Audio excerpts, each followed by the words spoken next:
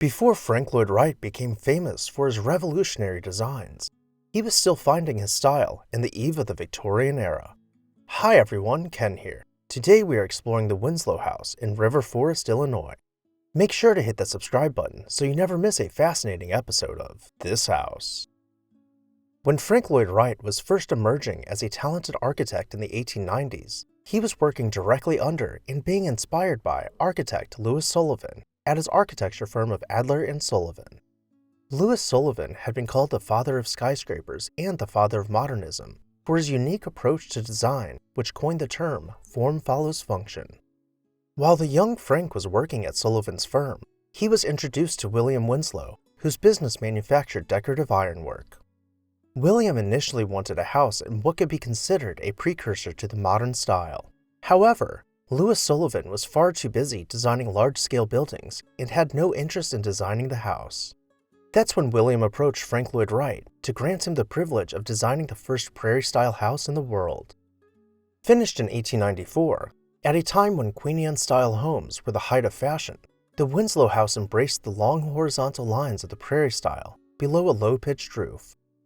In the likeness of Sullivan's designs, ornamentation was not without constraint, only appearing in the door surround and in large terracotta frieze consuming the second floor's facade.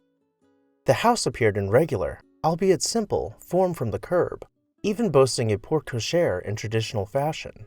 But once you passed below the porte-cochere, a massing of irregular forms dominated the rear of the house, an architectural statement more akin to the style Wright would eventually commit to. The interior of the home was laid out so that upon entrance you would face an inglenook, creating a datum from which all other interior spaces were arranged. The reception hall was decorated with an ornate frieze above walls clad in unembellished wood paneling. Going up a few steps, behind the elaborately carved arcade, the fireplace of the inglenook faced the front door with built-in seating to either side.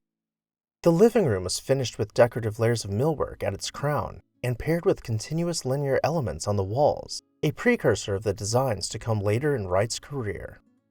The dining room was separated from the conservatory, with paired columns loosely resembling the Corinthian order, below a mural framed by egg and dart molding, in sharp contrast to the built-in semicircular seating continuing from the bases of the columns. These experimental forms continued with a hidden staircase, leading to a confusing array of design elements as modernism infringed on Victorian-era standards. The house continues to stand today as a private residence, evidence of a transitional approach to design, as Frank Lloyd Wright discovered his signature Prairie style. What did you think about this house? Do you like it or dislike it? Let me know down below in the comments section. And while you're there, make sure to hit that subscribe button so you never miss an exciting episode of This House.